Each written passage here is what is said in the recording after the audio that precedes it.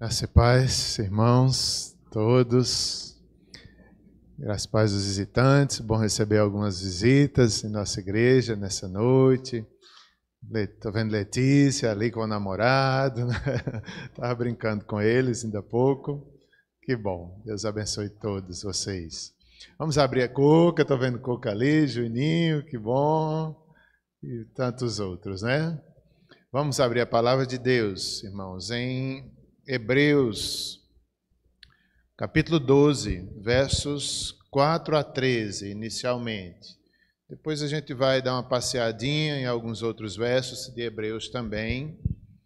Mas vamos inicialmente abrir em Hebreus 12, 4 a 13.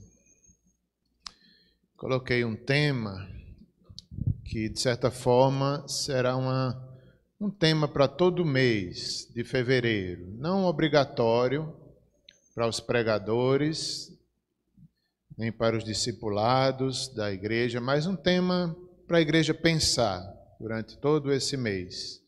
Na verdade, a gente deveria pensar a vida inteira, não é? Nesse tema e tantos outros temas da Bíblia. Mas sempre é bom a gente lembrar de algum tema que nos ajuda a focar na palavra de Deus. Então, o tema é discípulos. Nós somos discípulos. E, através desse texto, vou procurar explicar para os irmãos e defender a ideia de que Cristo é o nosso maior bem como discípulos. Amai mais a Jesus que a sua própria vida. Chega ao ponto de que Cristo é mais importante, não só mais do que tudo que o discípulo tem, e chega a esse ponto maior. Cristo é mais importante que a própria vida. E isso a gente é testado toda hora, todo instante, os nossos ídolos no coração. A gente ama mais o ídolo ou ama mais a Cristo. Isso a gente é testado em cada decisão da vida. Eu amo mais a Cristo ou eu amo o que eu quero? Isso é ser discípulo de Cristo, um seguidor. E esses irmãos aqui, os hebreus, eles estavam numa época onde eles estavam quase desistindo de ser discípulos por causa do sofrimento. Era tanto sofrimento, perdendo seus bens, perseguidos, alguns presos, e eles iam visitar em uma outra época, e o autor dos Hebreus lembra eles dessa época para que eles agora não desistissem. Então, a partir daqui, a gente vai trazer essa ideia, que Jesus é mais importante que tudo que temos, e também ele é mais importante do que a nossa própria vida. Vamos ler, então, os versos 4 de Hebreus até o 13. Vamos ler de forma alternada, com a participação de toda a igreja. Eu lerei os versos 4 e os irmãos lerão, ou melhor, lerei os pares, os irmãos lerão os ímpares. Ora, na vossa luta contra o pecado, ainda não tendes resistido até ao sangue.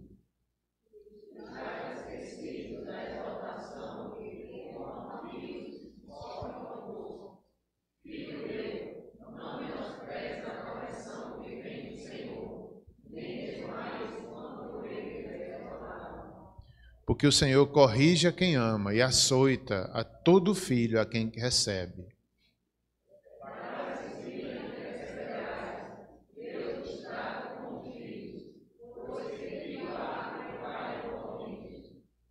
Mas, se estáis sem correção, de que todos se têm tornado participantes, logo sois bastardos e não filhos.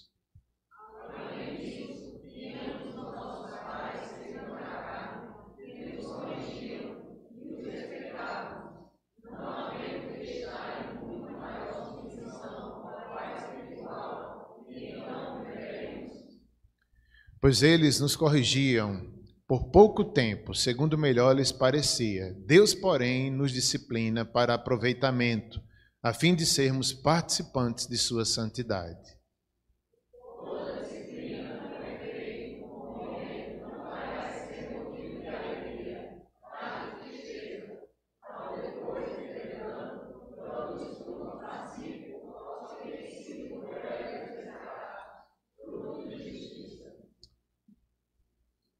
Acho que já lemos, não, né? 12, 13. Por isso restabelecei as mãos decaídas e os joelhos trôpegos. Agora é o 13 para encerrar.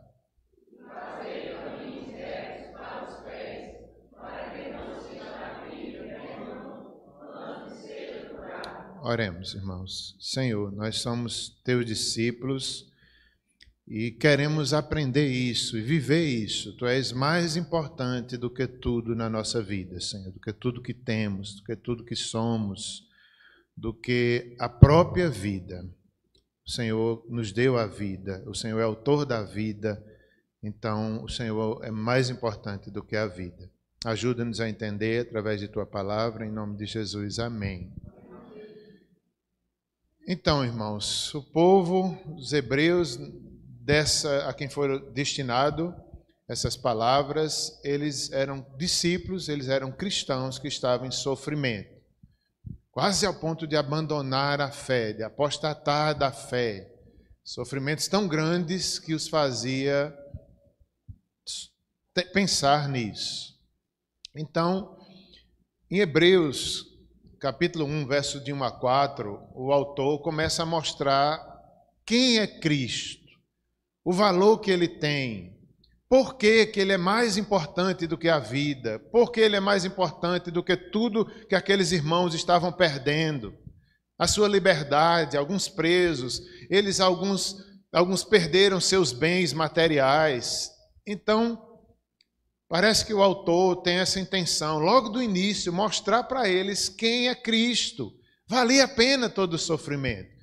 Valia a pena eles suportar aquelas provações, porque Cristo, a quem eles serviam, eles eram discípulos de Cristo, era superior a tudo que eles estavam passando, todo o sofrimento, toda a provação, todos os bens que tinham e até mesmo a vida, porque alguns corriam risco de perder a vida. Mas nessa época que foi escrito, nenhum estava perdendo a vida. Por isso que o autor começa a dizer: vocês na luta contra o pecado não tendes resistido até o sangue. Naquela época, em outras épocas sim, vários irmãos, vários profetas perderam a vida, mas nessa época não, eles não tinham chegado a tal ponto. Vocês não resistiram ao pecado tão firmemente que foi necessário dar a vida por Cristo. E ele começa aqui, capítulo 1, versos 1 a 4, mostrando a superioridade do Mestre, de Cristo, aquele que se fez carne para nos resgatar, para nos salvar, que sofreu a sua humilhação, mas que agora estava exaltado sobre todas as coisas, sobre o universo, sobre todos os homens, todos os inimigos se dobrarão diante dele. Ele é maior que os anjos, ele é maior do que Moisés. Então, ele é a nossa riqueza, ele é a riqueza do discípulo, maior do que a nossa própria vida. E o texto lá diz assim: havendo Deus outrora falado muitas vezes, de muitas maneiras, aos pais, pelos profetas, nesses últimos dias nos falou pelo Filho. Então ele mostra aqui que é pelo Filho que Deus fala. Deus falou pelos profetas, Deus falou por sonhos, mas nos últimos dias é pelo Filho. O Filho de Deus que se fez carne, que veio nos buscar, que se humilhou. Ele é mais importante para nós do que a vida. Ele é mais importante do que tudo que temos, porque ele é esse Filho de Deus, a quem constituiu o herdeiro de todas as coisas. Olha que autoridade Cristo tem. Ele é herdeiro de todas as coisas, pelo qual também fez o universo. O universo foi feito, Deus usou na Cristo, Pai, Filho e Espírito Santo, por meio de Cristo, a palavra, o verbo, o universo foi criado. Esse é o nosso Senhor, é a Ele que servimos, Ele é maior do que tudo. Ele fez o universo, por meio dele também o universo foi feito. Ele é o resplendor da glória, ele é a expressão exata do ser de Deus. Quem olha para Cristo vê a glória de Deus, é a expressão exata de Deus, sustentando todas as coisas pela palavra do seu poder. Ele sustenta o universo, a vida. Ele sustenta a terra, não é? Como alguns cientistas falam, exatamente onde ela está, a vida, a gente não morre pela quentura do sol, a gente não é congelado por baixas temperaturas, porque Jesus sustenta a vida, Ele está lá. Ele tem autoridade para isso. Por isso que Ele é mais importante. Vale a pena dar a vida por Ele, se fosse o caso. Não é o caso deles aqui. Mas o autor estava dizendo, se fosse o caso, valeria a pena. Porque Ele é mais importante do que tudo. Ele sustenta todas as coisas pela palavra do seu poder. Depois de ter feito a purificação dos pecados, assentou-se à direita da majestade nas alturas, tendo se tornado tão superior aos anjos quanto herdou mais excelente nome do que eles.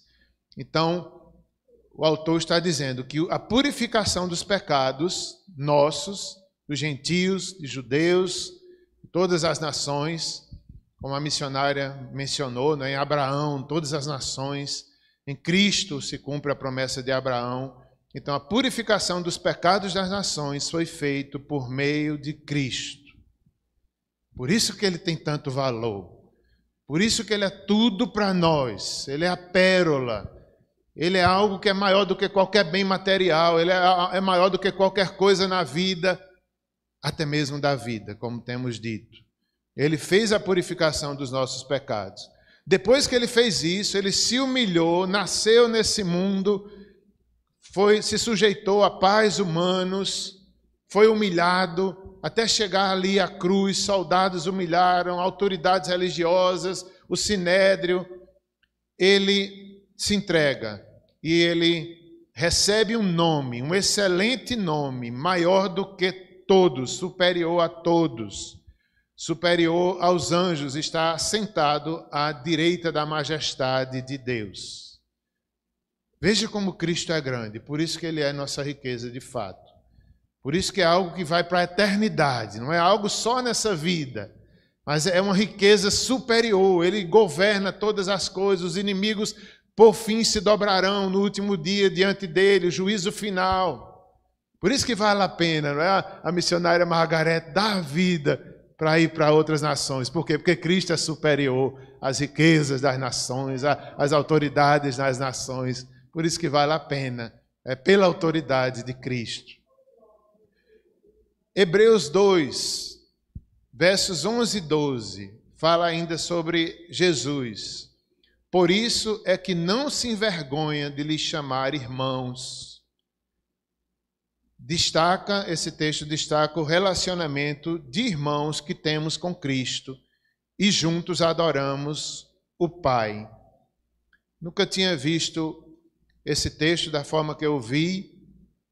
Esse texto nos mostra que, apesar dele ser o nosso Senhor, dele ter toda essa glória, Ele veio a esse mundo e nós também somos irmãos de Cristo. Ele é o primogênito entre nós. Ele não se envergonha de nos chamar de irmãos. Aqui eu fiquei pensando, né? Ele não se envergonha se nós não desistirmos. Ele não se envergonha se Ele for a nossa pérola. E eu fiquei fazendo a pergunta para mim mesmo, e quero que os irmãos, se desejarem, façam para si. Jesus se envergonha de ser seu irmão? O que é que os céus diz sobre você? Eu estou pensando sobre mim. Mas cada um pense, né? Aqui o texto diz, por isso Ele não se envergonha de nos chamar de irmãos. Como discípulos, como cristãos, somos uma vergonha a Cristo ou somos uma alegria aos céus? Vemos aqui também os princípios elementares da doutrina de Cristo. Aqui, de certa forma, nós lembramos do credo apostólico, né? Creio em Deus Pai Todo-Poderoso, Criador dos céus e da terra. Creio no juízo final. Creio em Jesus Cristo, que há de vir julgar os vivos e os mortos. Creio na ressurreição da carne. São as doutrinas básicas do cristianismo que o autor dos Hebreus fala. Será que nós cremos ainda nisso? Nós somos cristãos. Quando cremos nessa divindade, Cristo é esse que sustenta todas as coisas. Ele veio a esse mundo para nos salvar. Ele é o Filho de Deus. A salvação somente por meio de Cristo. Será que ainda nós cremos nisso? Numa época que não é de hoje, mas parece que cada vez mais se aperta. As pessoas não suportam ouvir isso, que Cristo é o único caminho, a verdade e a vida. Será que a gente crê nisso mesmo? Ele é esse que o autor aos Hebreus fala. Ele é o unigênito Filho do Pai. Ele governa todas as coisas. Por meio dele é a salvação aqui nesse mundo. É muito grande, é um mistério que foi revelado. A gente só crê nesses pontos porque Deus nos ajuda a crer. O juízo final, a ressurreição da carne, a vida eterna, salvação em Cristo Jesus. Será que nós cremos em Cristo como único meio de salvação? Cremos que Ele ressuscitou? Cremos no juízo final, que nós vamos dar contas a Ele de todas as coisas, de cada palavra, do que fizemos com nossa vida? A Bíblia diz que o juízo começa pela casa de Deus. Será que nós cremos nisso, que um dia o Senhor voltará? Não sabemos quando. Mas a Bíblia, se cremos na Bíblia, a Bíblia fala na segunda volta de Cristo. Ele voltará. Será que nós cremos nisso ainda? Na ressurreição da carne, todos vão ressuscitar, uns para a vida eterna, outros para a condenação eterna. O juízo. Interessante que o juízo para a casa de Deus é muito forte. Por quê? Porque são pessoas que conhecem Cristo, são discípulos e negam a Cristo. Então, é muito forte. O juízo começa pela casa de Deus. Por quê? Porque conhecemos o Evangelho. A hipocrisia do povo de Deus é pior do que a hipocrisia do mundo, porque a gente conhece a verdade. A gente conhece a verdade, então nós devemos temer o juízo de Deus, a grandeza de Deus. Será que a gente teme a Deus, o juízo dele, a justiça, a santidade? Não podemos esquecer, são doutrinas que um cristão crê. A volta de Cristo, a vida eterna, a ressurreição da carne. Muitas vezes que eu vou para os cemitérios, eu fico pensando nisso, né? Digo, poxa, que promessa! Todos os mortos vão um dia ressuscitar. Parece uma mentira, não é? É incrível, é impossível. É impossível. Tem casos que eu fico pensando e eu digo, e aqueles que morreram e nunca foram achados, aqueles que foram carbonizados, né? Carbonizados, cremados, e o pó foi jogado no mar. Como? Não sei. Mas é impossível, mas para Deus todas as coisas são possíveis, né? Inclusive, eu não sei se eu estou certo, até se a gente olhar por meio da biologia, uma célulazinha daquela ali dava para fazer voltar a vida. Claro que Deus não depende disso. Não sei se eu falei besteira agora, mas eu tenho um pensamento assim. De uma célula só nós fomos formados. Então, para Deus, ele não precisa nem dessa célula. Na verdade, que está ali só o pó. Então, Deus pode. O que é impossível aos homens é possível para Deus. Nós cremos. O corpo, a Bíblia diz que o nosso corpo, ele vai à sepultura em fraqueza, ressuscitará em glória. Ninguém morre forte, né? Mesmo mais forte, ele tem que morrer ali em fraqueza, uma doença, um acidente. Alguns morrem bem fraquinho mesmo, muitas vezes para a gente ver o que a Bíblia diz.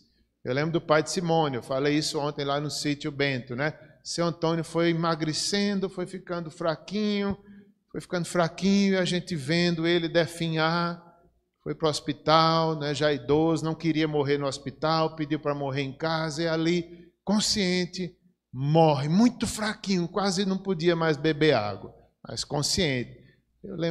Desde aquela época eu lembrava, né? O corpo vai à sepultura em fraqueza, mas imagina a ressurreição, em glória, em nova vida, em nova força, corpo restaurado, a vida eterna. Isso é o que a Bíblia diz. Ou a gente crê ou não crê. Não dá para dizer, eu sou cristão, sou discípulo e desconsidero essas coisas. São verdades espirituais eternas que não compreendemos bem, mas por meio da palavra nos são reveladas. E pela fé faz sentido. Pela fé nós cremos, esperamos e vivemos baseados na certeza dessas promessas. Cremos, não é? No juízo final. Vamos voltar um pouco para Hebreus 12. Aqui em Hebreus 12, nós lemos versos 4 a 13, mas eu quero mencionar um pouco aqui o início do capítulo 12, versos 1 a 3, quando o autor fala sobre a vida cristã, sobre o ser discípulo, né? Nesse contexto que estou falando. Ele fala como um atletismo, como um atleta que corre, e corre para ganhar o prêmio, e corre bem, né, Cassandra? Tem um filme que Simone assistiu ontem à noite, e eu assisti só um pedacinho, vou ver se assisto hoje ainda ou amanhã. Eu até mandei no grupo da igreja a sugestão.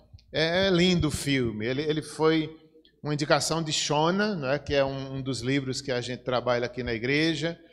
E ele mostra lá um treinador, alguns atletas, a perseverança, as escolhas que eles fizeram. Então, nesse texto aqui, o apóstolo Paulo, ele compara a vida cristã, ser discípulo, a uma perseverança na fé, não uma perseverança no exercício pelo exercício, que é diante do benefício espiritual, o exercício traz pouco benefício.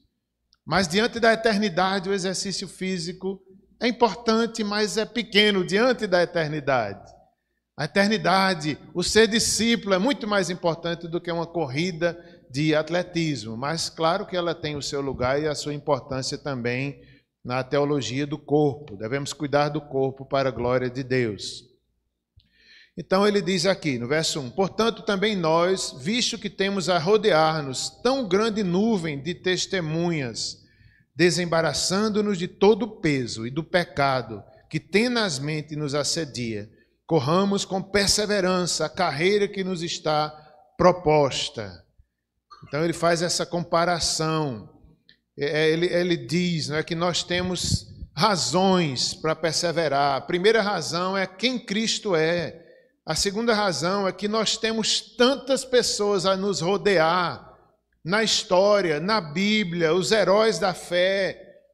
Abraão, Moisés deram a vida, alguns morreram, talvez Isaías morreu cerrado pelo meio. É aqui que a gente vê que Cristo é maior do que a vida.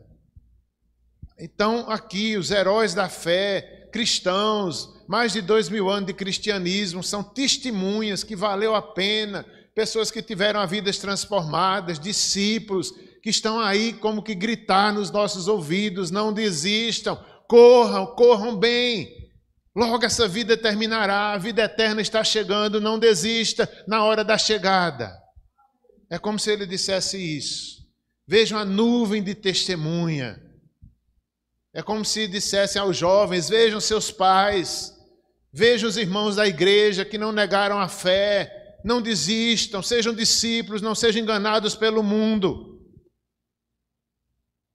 A vida passa rápido, não troque Jesus por nada, né? Para os jovens, não sejam iludidos, sejam discípulos, mesmo que custe a vida, mesmo que você perca algo nessa terra, mas você vai ganhar algo excelente, algo grande, algo maior, que são os tesouros de Cristo. Ele diz também que para isso nós devemos desembaraçar-nos de todo o peso e do pecado que tenazmente nos assedia. Corramos sim, com perseverança, a carreira que nos está proposta. Então é tirar o peso, é tirar o pecado, é tirar aquilo que nos amarra. Se algo a gente sabe que ofende a Deus, tire da sua vida, mesmo que cause um sofrimento, mesmo que seja difícil, mas devemos resistir. Vale a pena, porque Cristo é superior, como vimos no capítulo 1. corramos com perseverança a carreira que nos está proposta. Verso 2, ele diz, como é que a gente vai conseguir? Olhando firmemente para o autor e consumador da fé, Jesus, o qual em troca da alegria que lhe estava proposta, suportou a cruz, não fazendo caso da ignomínia, e está sentado à destra do trono de Deus. Interessante que a parte do filme que eu assisti ontem, um pedacinho, dizia isso, uma das partes, era que o treinador ou alguém dizia, a equipe que vai ganhar é aquela que suportar a dor. Era subindo as montanhas, os atletas, vários atletas correndo, e aqueles que suportassem ali os momentos difíceis seriam a equipe vencedora. Então traz essa ideia aqui. Como é que Jesus suportou a cruz? Olhando, não é, para a alegria do que viria depois. Como é que nós suportamos? Olhando firmemente para o autor e consumador da fé. Olhando para ele, nós suportamos as lutas e o sofrimento dessa vida. Ele é o autor e consumador da nossa fé, Jesus.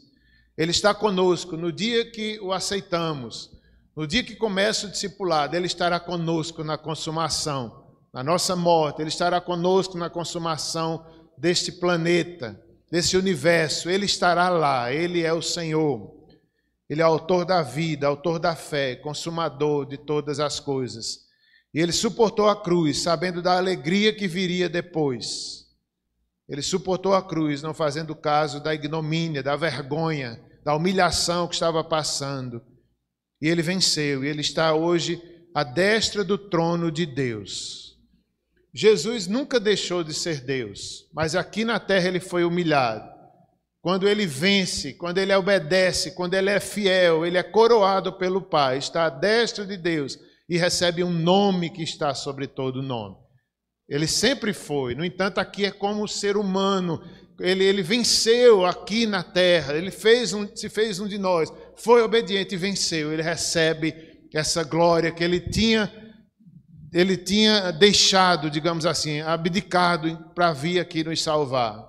Ele é coroado pelo Pai e ele está sentado à destra do trono de Deus. Verso 3, considerai, pois, atentamente aquele que suportou tamanha oposição dos pecadores contra si mesmo, para que não vos fatigueis, desmaiando em vossas almas. Meus irmãos, parece que tem hora que os discípulos querem desistir de ser discípulos.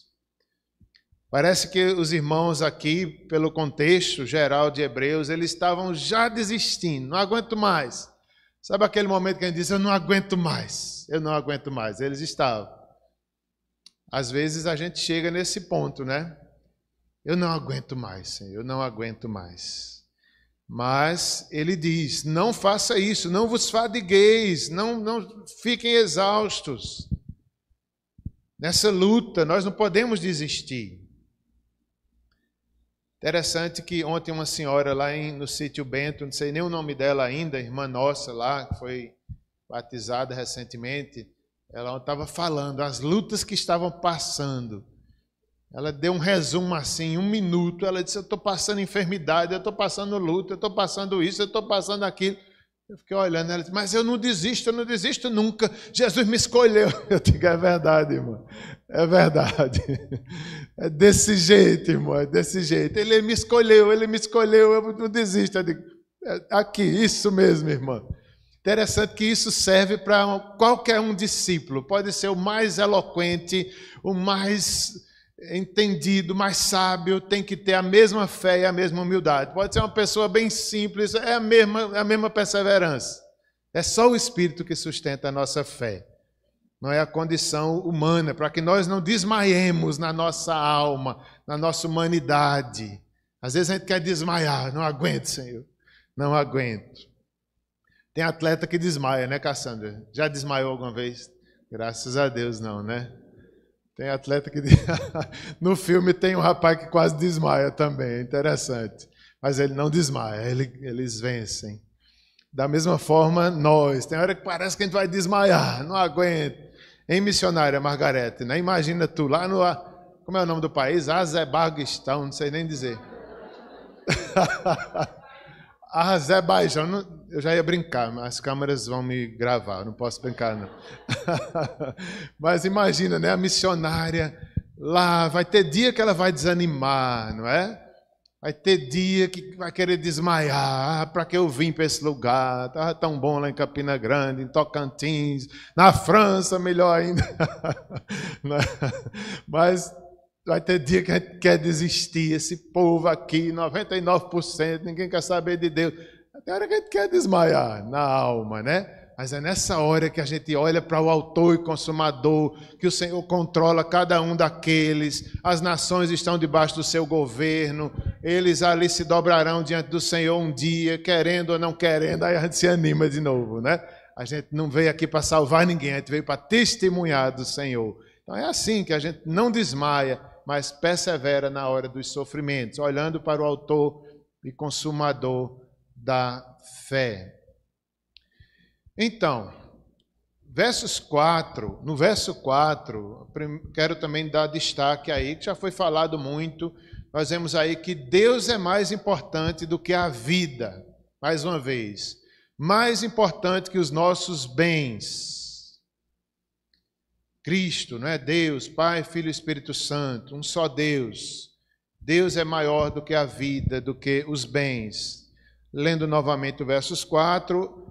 Ora, nossa luta contra o pecado ainda não tendes resistido até o sangue.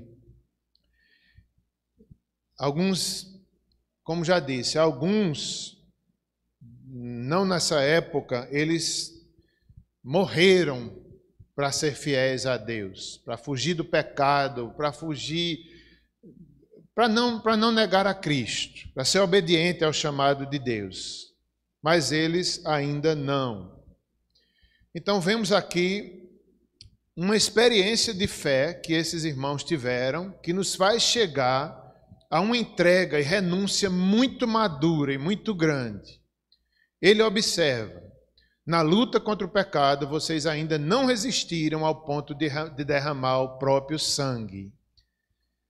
Vamos pensar um pouco nisso. Qual é a nossa resistência ao pecado? Qual é a nossa fidelidade? Será que é bem fraquinha ou a gente tem resistência na fé? Às vezes a gente nega a Cristo muito pouco. E nós temos que criar uma resistência. Eles são chamados aqui, se fosse preciso, resistir até o ponto de derramar o próprio sangue. Eles não passaram por isso, mas poderia passar. E nós, né, nós pensamos, qual é a nossa resistência de fé? Será que por muito pouco a gente nega Cristo? Será que alguns de nós derramariam sangue para ser obediente a Deus? Será que a gente estivéssemos numa situação dessa de perder a vida, será que a gente negava a Cristo? Eu espero que não. Deus nos livre. A história mostra que alguns cristãos negam e depois se arrependem, mas negam. Na hora do aperto mesmo eles negam. Depois vai chorar, vai pedir perdão. Senhor, eu nunca mais faço isso. Mas tem uns que negam. Outros são fiéis. Outros, de fato, como a Bíblia mostra, vários que foram até o fim. Qual é a nossa resistência? A obediência a Cristo. Será que para renunciar ao pecado, se for preciso a gente dar a própria vida, é muito... Será que a gente está pronto? Não quero pecar, não vou pecar, vou ser fiel a Deus, mesmo que eu morra, mas eu não quero pecar. Será que a gente tem esse tipo de atitude? Eu lembro que uma época da minha vida, Deus deu essa coragem. Espero que Ele sempre me dê, que eu sempre tenha. Eu lembro quando eu era jovem, às vezes era provado e tanto sofrimento, tanta dificuldade, tantas coisas, incertezas de trabalho, de casamento, casa ou não casa, e eu dizia, mesmo que eu não case, eu quero ser fiel a Cristo. Mesmo que eu não tenha uma casa, mesmo que eu não tenha isso, eu quero. E foram vários anos eu passei vivendo assim, e Deus deu aquela fidelidade. E eu não quero perder isso. Eu quero continuar até o final da vida com essa mesma certeza Pode faltar tudo, pode acontecer o que aconteceu, não quero perder essa fidelidade. Eu tinha, espero continuar tendo. Eles são provados aqui. Eles tinham passado por sofrimentos, disciplina, né? O texto fala sobre a disciplina do Senhor que estava sobre eles, porque eles não eram bastardos, eles eram filhos, por isso que Deus estava permitindo aquilo. Eles passaram grande perseguição, visitavam as prisões. Alguns autores falam até que eles visitaram Paulo na prisão. Eles perderam os bens com alegria, suportaram aquelas tribulações, sabendo que tinham patrimônio superior e durável. Hebreus 10, 34. Isso aqui é muito importante, irmãos. Eles suportaram porque eles sabiam que tinham patrimônio superior e durável. Isso fazia com que eles suportassem as provações e perdessem até os seus bens com alegria, porque eles sabiam que tinham bens superiores. Eles também, o autor os chama e os mostra, dizendo assim: vocês não tiveram sofrimentos tão grandes como os de Jesus. Não é motivo para vocês decidirem, nem desistirem de serem discípulos. E aqui eles eram provados, eles amavam mais a Deus ou os bens que tinham. Eles estavam sendo provados nisso, eles amavam mais a Deus ou os bens que tinham. A gente aqui, eu acho que é difícil passar isso, né? Perder os bens, perder... Eu sei que mesmo aqui no Brasil a gente pode passar por isso. Inclusive, a casa que eu moro, não é? Eu sempre pensei que fosse uma casa muito segura, que nunca haveria enchente lá na região que eu moro. E há talvez uns 4 anos atrás, a gente foi surpreendido. Teve uma chuva tão grande que derrubou o muro de várias casas, inundou outras e chegou, eu acho que chegou até o muro da nossa casa. Não caiu, caiu das outras. E eu digo, nunca pensei que isso podia acontecer na minha casa. Chegou o vizinho. Imagine se a minha casa tivesse caído e a gente perdido a casa. E pior ainda, alguém tivesse morrido. Qual era a reação? Às vezes a gente pensa que nunca vai acontecer comigo, né? Às vezes pode acontecer. Mas eles aqui estavam sendo testados. Eles amavam mais a Deus ou os bens que tinham? Às vezes um carro, não é? Às vezes o meu carro eu fico pensando também, um carrinho simples, aí eu fico pensando, Simone estava dizendo um dia desses, 100 e tantos quilômetros que ele já vai, o carrinho, 100 e tantos, eu digo, tem nada não, Simone, enquanto durar, vamos gastar ele todinho na obra de Deus, né? Às vezes a gente fica com pena de gastar o carro, de ir para Cabaceiras, de ir para o Sítio Bento, vai gastar meu carrinho todinho. Que se gaste, não é verdade? Então, às vezes a gente ama mais um carrinho do que a Deus. Tem uma história que eu já vi, que tinha uns pastores que diziam, misericórdia, né? Aquele que tinha o carro mais velho era que ia para o campo missionário, o que tinha o carro novo não ia não. Eu digo, meu Deus, era para ser o contrário, né? Era para ser aquele que tem o carro mais novo, dizendo, não, está à disposição, mas às vezes não é. Então, às vezes, a gente ama mais os bens do que a Cristo. Na prática, a vida é assim, felizmente. Um dos maiores desafios dos discípulos de Jesus é entender que Jesus é mais importante que a vida. Aqui é o mais difícil. Se a gente acha um carro mais importante que Jesus, imagina a vida. Que é um teste. O teste maior é a vida. Enquanto está nos nossos bens, a gente geme, a gente chora, a gente reclama com Deus, mas quando toca na vida da gente, aí é pronto. Será que ele é mais importante que a vida? É o que eles estavam passando aqui. Esses irmãos hebreus haviam passado por sofrimentos, como já vimos, não ao ponto de que outros irmãos citados no capítulo 11, versos 36, 37 e 38. Capítulo 11 fala de alguns irmãos que sofreram mais do que eles. Outros, por sua vez, passaram pela prova de escárnios e açoites, sim, até de algemas e prisões, como é o caso de Paulo em Atos 22, 14 e 15, que nós vimos hoje na aula da escola dominical. O apóstolo Paulo ali, chegando em Jerusalém, enfrentando, sendo perseguido, sendo amarrado, sendo preso. Como disse Tiel, talvez levou murro, talvez quebraram o dente dele, e ele ali, sendo testemunha, tendo calma com as pessoas, respondendo, falando em grego, falando em hebraico. Me permita dar uma palavra para esse povo. O povo que estava batendo nele, ele queria dar uma palavra para eles. Imagine que coisa impressionante, que discipulado, que discípulo. Paulo amava aquelas pessoas que batiam nele. Ele, permita-me falar para eles, no maior carinho, na maior paciência. Aí é como o autor estivesse dizendo, vocês não chegaram a esse ponto ainda não, que Paulo chegou não. Vocês nunca passaram pelo que Paulo passou não. Como é que vocês querem desistir? Com muito menos. Então, Ananias disse, o Deus de nossos pais, lá em Atos, de antemão te escolheu para conheceres sua vontade, veres o justo, ouvires uma voz da sua própria boca, porque terás de ser sua testemunha diante de todos os homens das coisas que tem visto e ouvido. Que palavra Deus deu a Paulo através de Ananias, né? Deus te escolheu para que você conheça a minha vontade, a sua vontade. Deus te escolheu para veres o justo, que é Cristo. Ouvires uma voz da sua própria boca, e depois terás de ser testemunha diante de todos os homens. Isso aqui ainda hoje é a nossa missão como discípulos. Não tão extraordinária como a de Paulo, né, que viu a luz, que ouviu a voz, que Jesus visitou ele, apareceu para ele. Nós não temos a mesma experiência, mas nós temos semelhante. Nós ouvimos o Evangelho.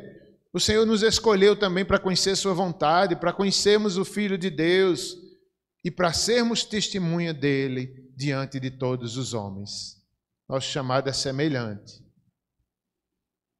Verso 37 de Hebreus 11 diz que alguns foram apedrejados, provados, cerrados pelo meio, como talvez o profeta Isaías foi.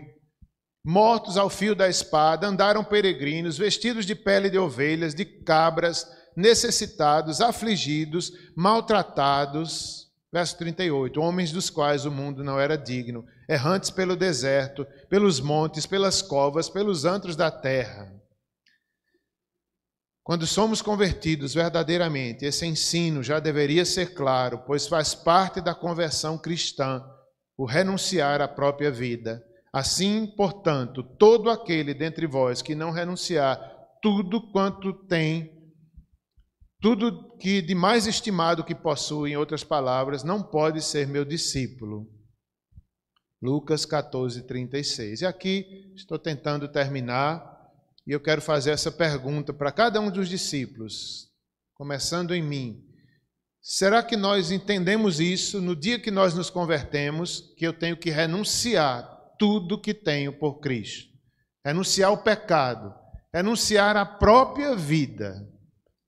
Será que a gente entendeu isso no dia que a gente se converteu?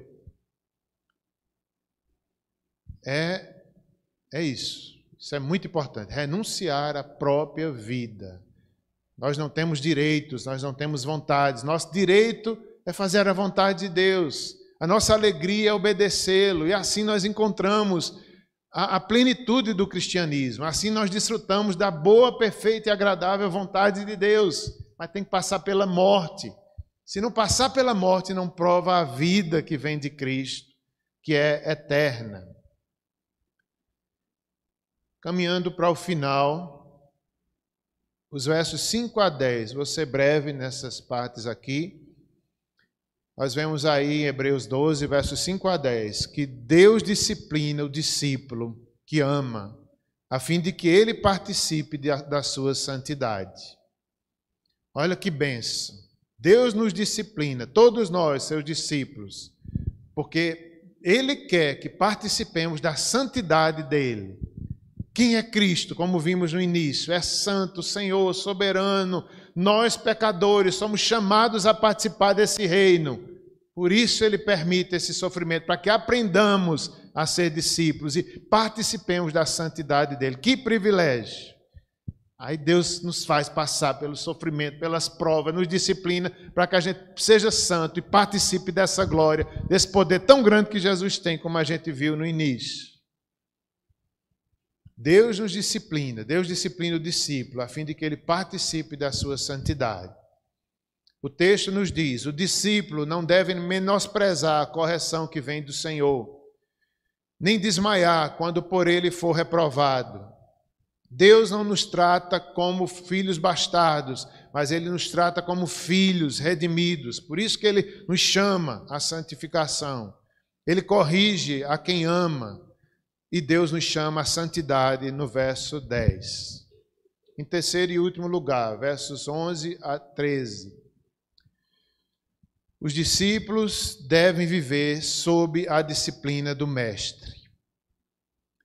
Todo discípulo está em disciplina. Todos nós estamos sendo corrigidos, estamos sendo santificados.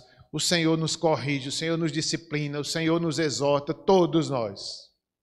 Se alguém não está, é porque não é filho ainda. A disciplina no Senhor, diz os versos 11 a 13, não parece ser motivo de alegria, mas sim de tristeza no início. Mas gerará um fruto de justiça. Também fortalecerá as mãos decaídas, os joelhos trôpegos serão fortalecidos. Caminhos retos para os nossos pés o Senhor fará, e o que é manco será curado. E assim, irmãos, que chamado ser discípulos. Desde o primeiro dia que o Senhor nos chamou, nós deveríamos entender isso. Quem é Cristo? A autoridade que Ele tem, o chamado. Por isso que o texto que foi lido aqui no início, de Lucas, avalie primeiro, antes de seguir a Cristo. Avalie o preço.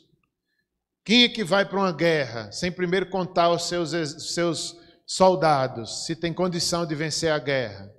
Quem é que vai construir um prédio se não tem dinheiro para isso? Pense antes, para depois ninguém ficar dizendo, falando, aquela pessoa imprudente, fez o que não podia, foi para a guerra sem poder, foi construir, não tinha dinheiro.